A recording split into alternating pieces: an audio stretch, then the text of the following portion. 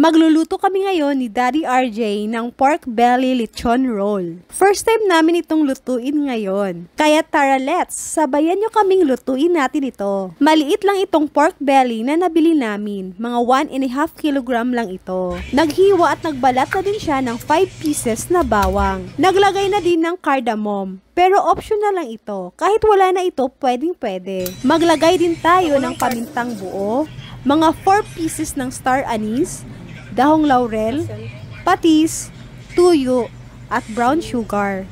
Magpainit na tayo rito ng saucepan at maglagay lang tayo rito ng konting mantika. Pwede na nating ilagay itong mga bawang at isunod na natin itong ating pamintang buo at cardamom. Halu-haluin lang natin ito para magisa lang natin. Pag bumango na ito, magbuhos tayo ng 2 basong tubig. Takpan lang natin ito at hayaan na muna natin itong kumulo. At pwede na natin ilagay ang ating brown sugar. Mga 2 tablespoon na ang nilagay ni Daddy RJ. Nag-add na din siya ng 2 tablespoon of soy sauce. At konting patis, depende na sa inyong panlasa. Saka ilagay na natin itong ating mga dahong laurel. Halu-haluin lang natin ito para ma-mix lahat ang mga ricadong na ilagay natin. At pakuluan pa natin ito saglit para mas lalabas pa ang aroma nito. At pwede na iyan. Palalamigin lang muna natin ito. Pag lumamig na yung sauce na pambabad natin, i-prepare na natin itong ating pork belly para maibabad na natin ito. Pwede na natin ibuhos dito yung sauce na napalamig natin. Ibuhos lang natin ito lahat para malubog talaga itong ating karne. Siguraduhin lang natin na mababad natin ito ng maayos. Takpan lang muna natin ito at i-marinate natin ito ng 2 to 3 hours. Or mas mainam, magdamag nyo itong ibabad. Ilagay nyo lang ito sa ref. Habang binabad pa natin yung karne, piniprepare naman ni Daddy RJ yung mga ricadong ilalagay natin sa ating mga pork belly.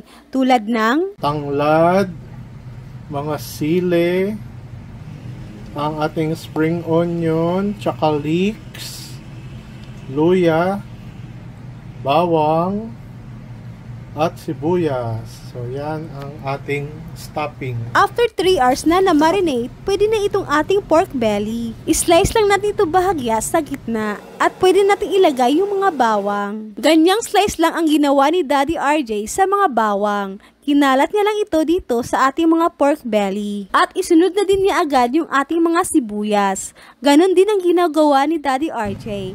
I-spread lang din niya ang paglagay nito. Magbudbud tayo ng maraming paminta dito. At asin, depende na sa inyong panlasa. Naglagay din siya ng 1 teaspoon of paprika.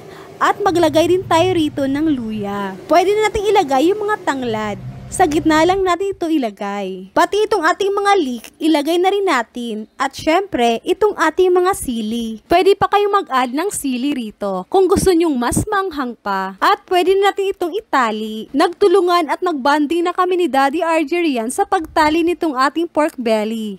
Mahirap kasi pag isa lang ang magtali rito. Ayan na, natalian na itong ating pork belly lechon. Ready na ito para ma-steam na natin. Dito sa kawali, binuhos ko lang rito yung sauce na binabad natin sa ating pork belly. Saka pwede natin ilagay yung ating nakataling pork belly rito. Para ma-steam natin ito at takpan lang natin. Silip-silipin lang natin ito. Pag kumunti na lang yung sauce na nailagay natin, pwede pa natin ilagay yung natirang sauce na nababad natin. Para mas ma-steam pa natin itong ating pork belly at para mabilis na natin itong mairo sa oven mamaya. Ayan na, tapos na natin ma-steam itong ating pork belly. Ready na naman ito para ma-roast na natin ito sa oven. Tusukin lang ito ni Daddy RJ para mapaikot na ito dito sa ating oven. Mag-add lang tayo rito ng kunting patis para mas lalasa pa talaga itong ating balat mamaya. At magbudbud lang tayo rito ng paminta. Na-preheat na natin itong ating oven sa 230 degrees Celsius ng mga 30 minutes.